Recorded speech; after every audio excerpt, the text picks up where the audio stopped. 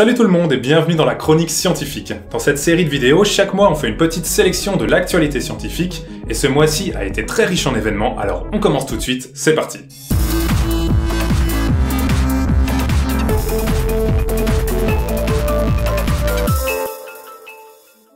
Bien sûr, en octobre, il y a la remise des prix Nobel, alors on va voir ensemble quels scientifiques ont été récompensés en physique, en chimie et en physiologie et médecine, et surtout, pourquoi.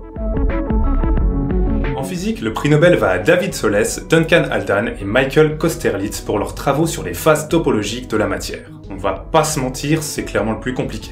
Alors je respire...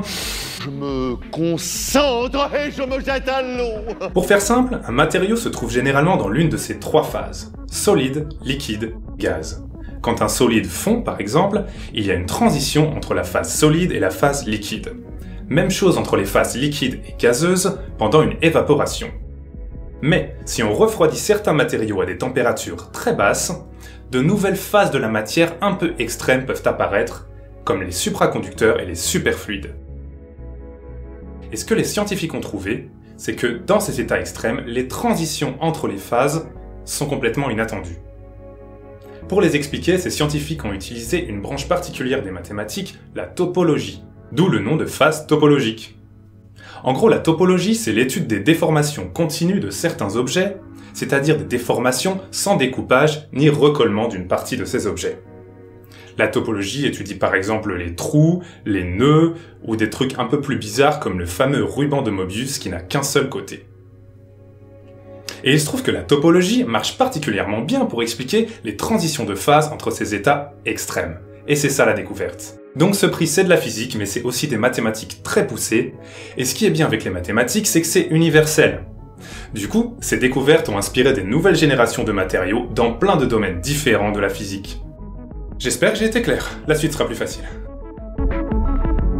En chimie, le prix va à Jean-Pierre Sauvage, Sir James Fraser Stoddart et Bernard Feringa pour l'invention de ce que l'on appelle les machines moléculaires. Là, c'est carrément plus simple, mais c'est tout aussi génial. Prenez l'invention la plus simple du monde, la roue. Pour faire une roue, il vous faut un truc rond et un axe qui est totalement séparé de la roue. Et c'est là le plus important. Pour la nature, c'est très difficile de fabriquer un système comme ça, parce qu'il faut qu'il n'y ait pas de connexion du tout entre l'axe et la roue. Et d'ailleurs, il n'y a pas d'animaux à roue, a priori. Eh bien, quand on synthétise des molécules, c'est un peu la même chose. Faire des molécules tout attachées, c'est facile. Mais faire des molécules dont une partie peut bouger librement par rapport à l'autre, c'est chaud. Mais Jean-Pierre Sauvage l'a fait. Il a réussi le b.a.-ba, c'est-à-dire qu'il a trouvé la recette efficace pour fabriquer des molécules enchevêtrées, mais sans liaison entre elles. Là-dessus, quelques années plus tard, James Fraser Stoddart a été encore plus loin en fabriquant une molécule qui pouvait bouger librement le long d'un axe sous l'effet de la chaleur. Enfin, troisième avancée, Bernard Feringa a été le premier à vraiment réaliser des moteurs moléculaires, en allant jusqu'à concevoir la première nanovoiture.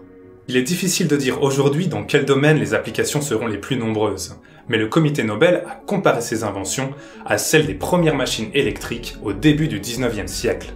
À l'époque, personne n'avait idée de la façon dont ces machines allaient révolutionner le monde. Pour finir sur les prix Nobel, le prix de physiologie et médecine a été décerné au japonais Yoshinori Ohsumi pour ses travaux sur l'autophagie des cellules. Alors qu'est-ce que c'est? Si on prend la racine grecque, autophagie ça veut dire littéralement se manger soi-même. Et c'est un peu ça que font nos cellules. Je m'explique.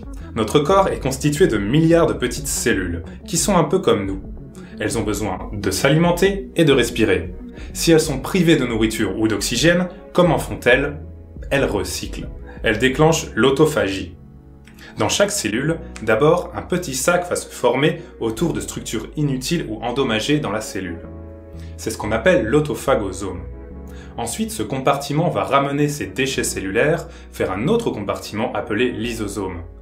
Les deux vont fusionner et le lysosome va dégrader ces déchets en petites briques élémentaires qui vont pouvoir être réutilisées par la cellule. Yoshinori Ohsumi n'est pas celui qui a découvert ce processus, mais il a identifié la plupart des gènes qui en sont à l'origine. Ça a permis de faire le lien entre l'autophagie et de nombreux autres fonctionnements ou dysfonctionnements de notre organisme. Par exemple, une autophagie défectueuse peut favoriser le développement de certaines maladies comme celle de Parkinson ou d'Alzheimer. Voilà, c'est tout pour les prix Nobel, maintenant place aux autres news.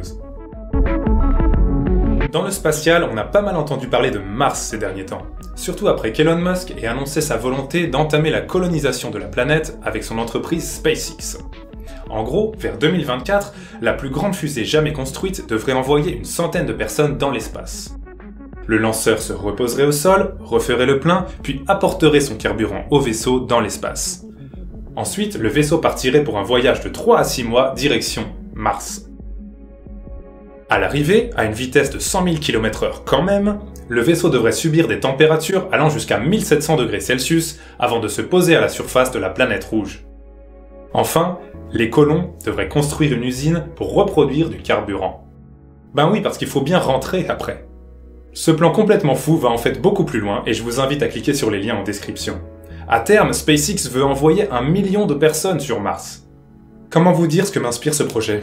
Certainty of death, small chance of success. What are we waiting for? Mais il y a juste un truc.